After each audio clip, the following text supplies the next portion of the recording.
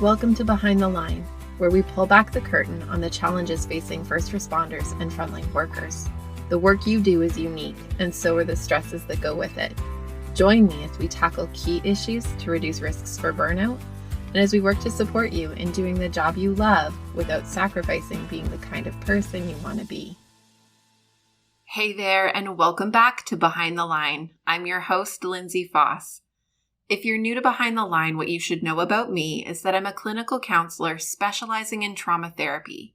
And after over a decade working with first responders and frontline workers around issues like burnout, compassion fatigue, PTSD, and related OSIs, I've become a passionate wellness advocate and educator for those who sacrifice so much for our communities out on the front lines. Behind the Line is a place for us to talk about the real life behind the scenes challenges facing you on the front lines. I created this podcast with the hope of bringing easy access to skills for wellness, allowing you to find greater sustainability both on the job and off.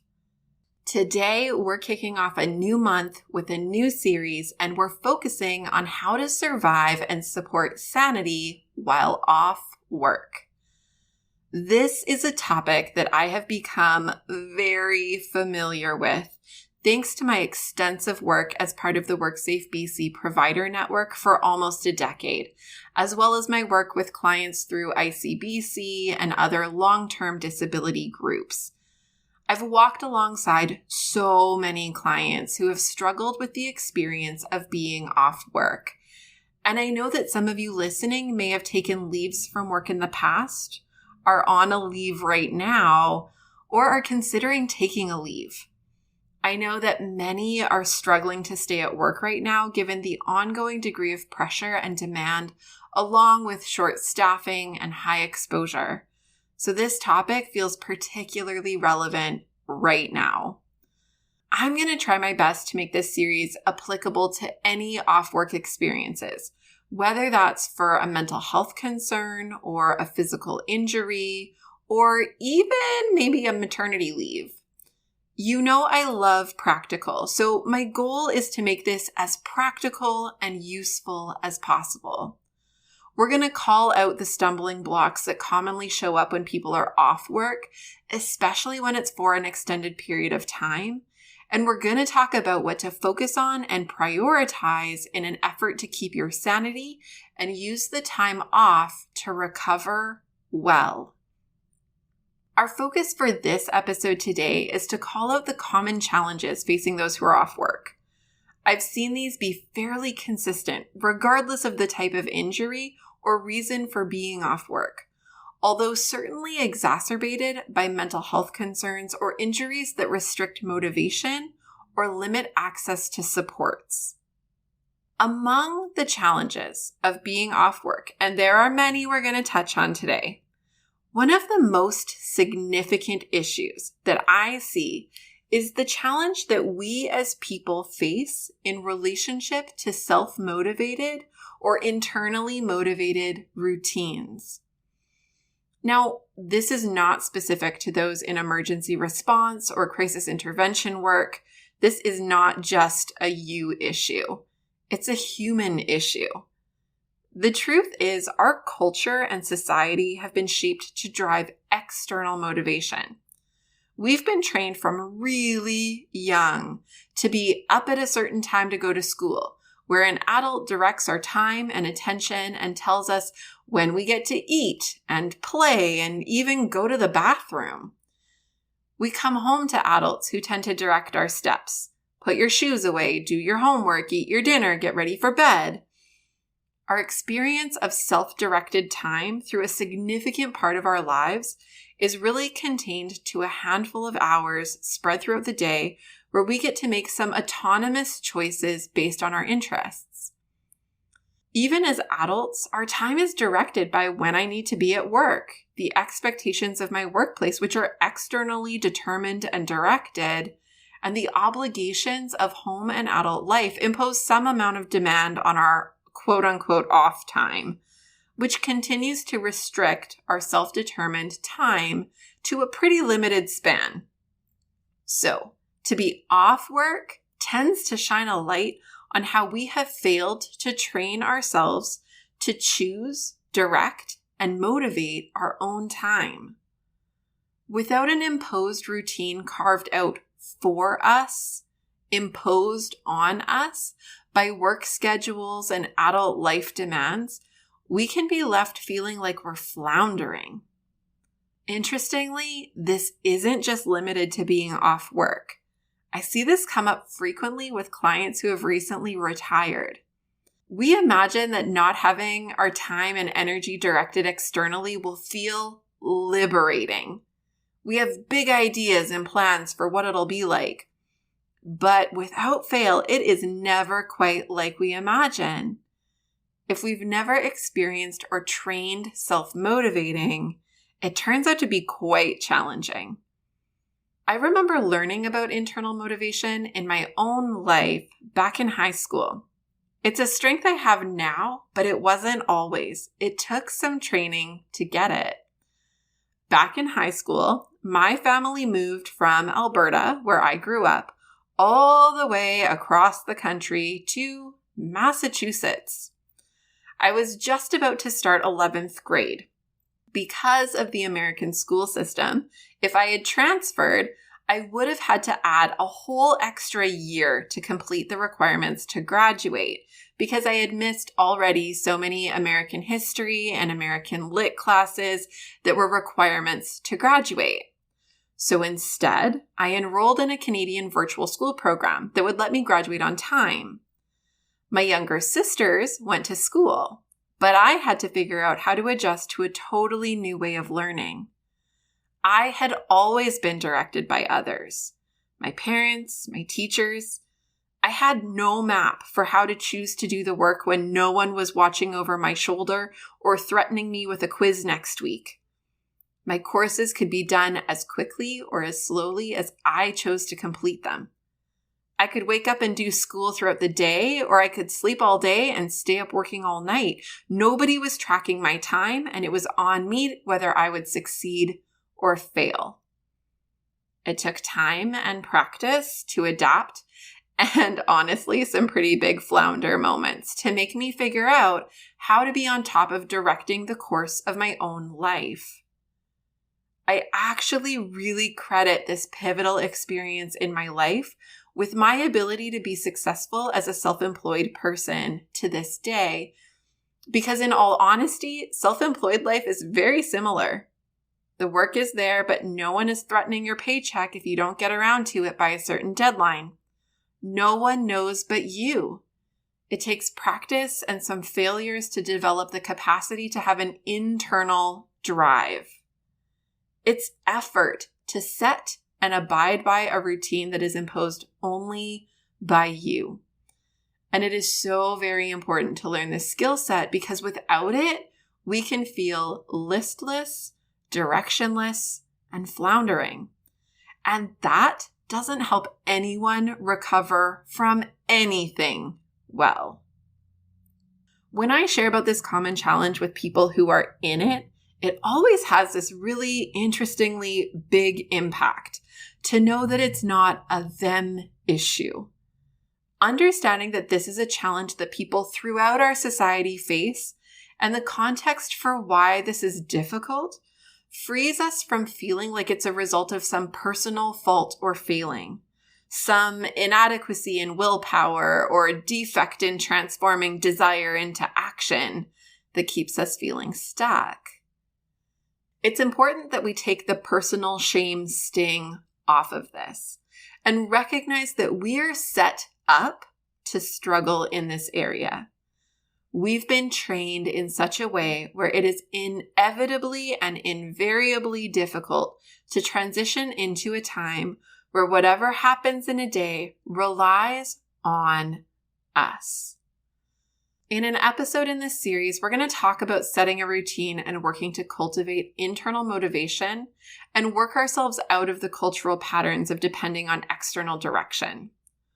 For now, the important thing is to know that this is a real and common risk and that it's not your fault. But it is yours to work through to do time off work well. For those who are off related to an injury, whether a physical injury or mental health concern, another really common complaint is that everything takes longer than expected.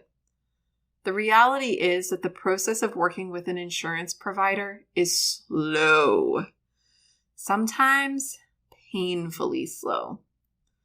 The layers of bureaucracy are heavily present, and people are often surprised by the delays and the complexities in decision-making and access to needed assessments, services, and supports. Many people find that the pace further degrades their symptoms, leaving them suffering and lacking the support they need when they need it most. Unfortunately, the truth is that this is kind of the nature of the beast, and only so much can really be done about it. There are shortages in health and limited specialists, and that is just the tip of the iceberg. The key here is knowing that the pace is slow. If you can walk in knowing that this is likely to be the case, it will hopefully shape more reasonable expectations. Talking with others you know about their experiences can help shape your expectations and help you get a sense of what normal looks like where you live. I will also say that this is a really good reason to be somewhat proactive about the decision to go off work if it is for mental health related concerns. Often those struggling with depression, anxiety, post-traumatic stress, and so on wait and waffle in the uncertainty of whether they really need to go off for some time before making the decision when things feel really bad. Believe me, I get that it's not an easy decision to make, but if we leave it until we are at our very lowest low, and then the process takes time and adds stress, it is going to feel further harmful rather than helpful. If we can give ourselves permission to put the process in motion a little bit sooner, we may not be in such dire straits and desperation for support from a system that has difficulty meeting that degree of need quickly enough. Many of those I work with reflect this and share that they wish they had gone off sooner, both in terms of having a bit more left in the tank to face the challenges of the system when going off, as well as having a little less cumulative impact to work through to hurry up and come out the other side. Along with the pace-related challenges of the system, those who go off work through some kind of workers' compensation or insurance program often face a lot of confusion, uncertainty, and fear of the big bad insurance company.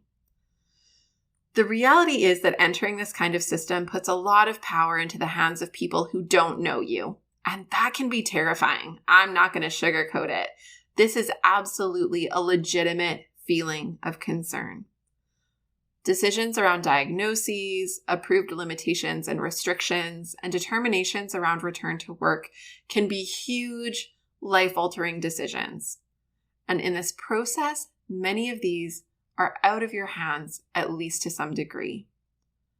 The system is broken in a lot of different places, and so there are often challenges with clear communication, clarity of expectations, and a sense of next steps.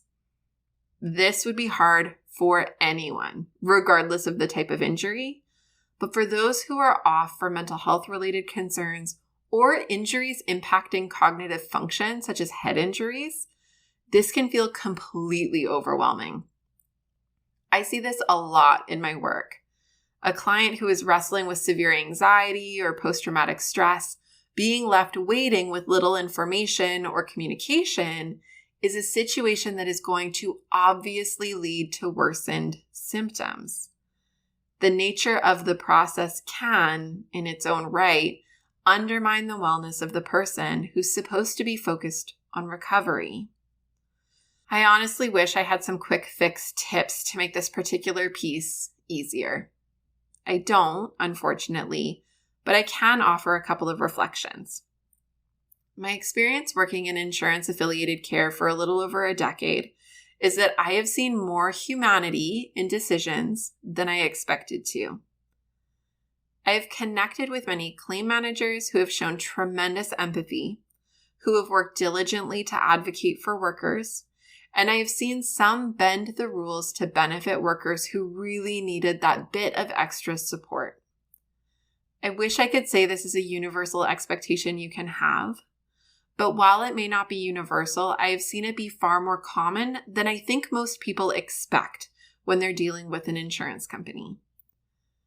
I've also seen a lot of growth in understanding within these companies. More and more of them are implementing mental health departments with staff who are getting specialized training in understanding and working to support people through mental health work-related concerns. As this has expanded, I've also seen the result of this be better care for those experiencing mental health-related injuries. I've also seen greater understanding of what healing and recovery look like. For example, back in the day, it was somewhat frowned on for workers who were off work to participate in hobbies and activities, because if you can do that, why can't you go to work? But over the last several years, and I think through education and advocacy that clinicians, including myself, have engaged in over the years, I've seen the system recognize that being off work shouldn't mean shutting down life. There's research that demonstrates and supports that recovery needs to happen in a context that requires people to participate in things that feel fun and connective and so on. Well, the big bad insurance company has a pretty solid reputation for being adversarial and sometimes actively aggressive, and I won't deny that it can be. I've also seen moves toward growth and change that bring me some amount of hope, and I recognize that these systems are improving in a lot of really meaningful ways that stand to benefit workers a lot of the time. I think one of the most common complaints I hear from clients, and that I feel myself a lot of times when working with insurance-covered clients, is the severe lack of communication between parties and stakeholders. To some extent, this is not the workers' compensation or insurance provider's explicit fault. It's the result of a higher-level broken system. Each care provider has their own records, their own process, their specific role. They are each responsible to their own professional regulations and ethical expectations. They are independent and isolated from one another. Meanwhile, the person, the worker, you, are one person, one whole person, not subdividable into itty-bitty convenient parts suitable to each specific care provider who's offering you service. The concept of collaborative care is a fun idea. I don't mean that to sound flippant. Collaborative care is a really valuable and meaningful term that is really difficult to play out in real life. In an ideal world, practitioners and insurance representatives and whatever other stakeholders involved in a claim would have time and space to connect, share resources, and offer wraparound care that prioritizes the success of the person we're tasked with serving. We would identify problems early, anticipate potential problems before they even show up, and work collaboratively to solve the problems or reduce the risks quickly. We would support one another's work and build it up for the benefit of the person we're working with. We would facilitate clarity and communication to reduce demands on the worker to act as a middleman, cross-communicating between 7 different providers and professionals.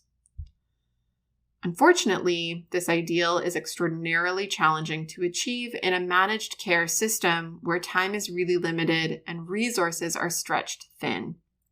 That said, when asked to communicate, I think professionals will often agree to reach out and connect. When my client tells me that they would find it really helpful for me to talk with their case manager or to share some pieces with their OT, I will make time to fit that in.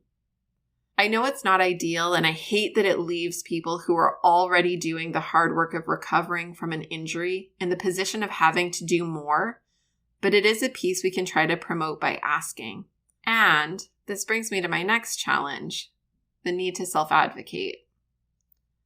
Advocating for our needs tends to be difficult for a lot of people, but especially for those in helping professions. We tend to be wired to do for everybody else, and not particularly for ourselves. There's a reason that we invented the self-care dare, because helping professionals really, really need the ability to learn how to focus on themselves. To some extent, this tendency may be a factor in what lands us off work to begin with, that we do so much prioritizing of everyone else and not ourselves.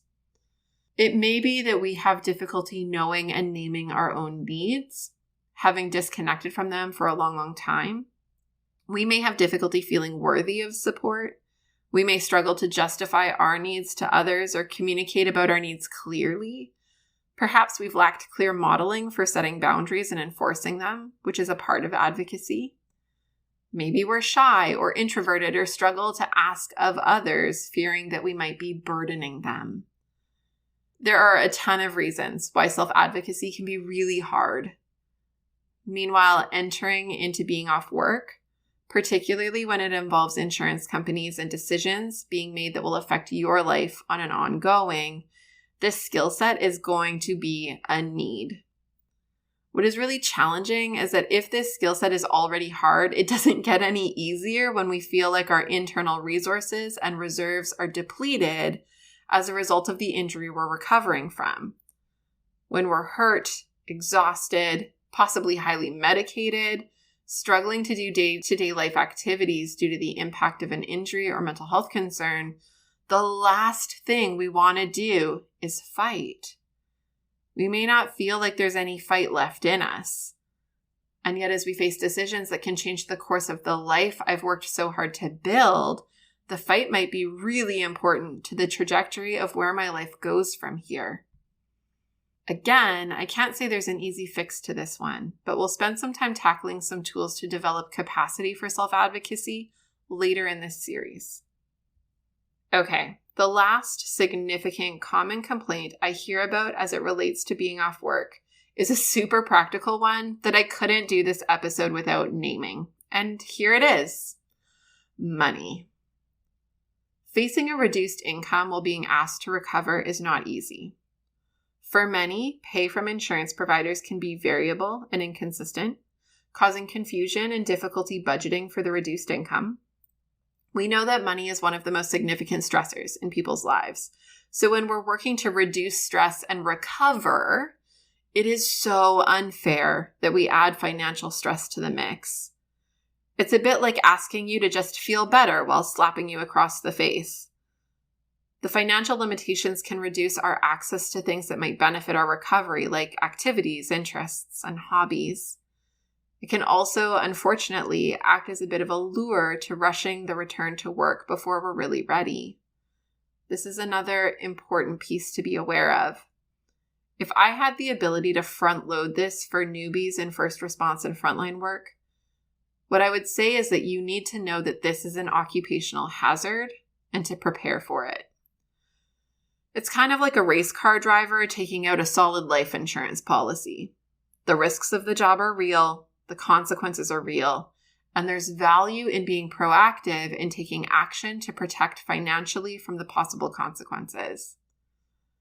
In frontline work life, while I recognize this can be really difficult, it may mean proactively buffering savings early in your career that is earmarked for supporting you or being a financial buffer in the possible case where you face an extended period of time off work with reduced income. As someone who is self-employed and the sole income earner for my family, I've had to do this in my own life to be able to take each of my maternity leaves. It's not easy and involves a ton of sacrifice in the short term to set aside a little bit each month. But to have it there when you need it can be a significant relief and offer different room, emotionally and mentally, for recovery to happen. Likely there are additional concerns related to being off work that I haven't mentioned here today. And if you have thoughts you would like to add to the mix or hear me talk about, please don't hesitate to reach out and let me know.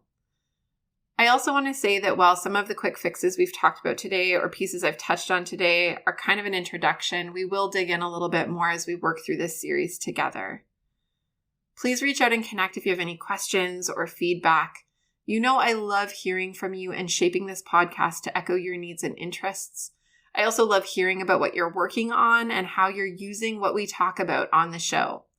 You can find me on Facebook and Instagram at Lindsay A. Faas, where you can follow me or tag me, or you can email me at support@thrive-life.ca.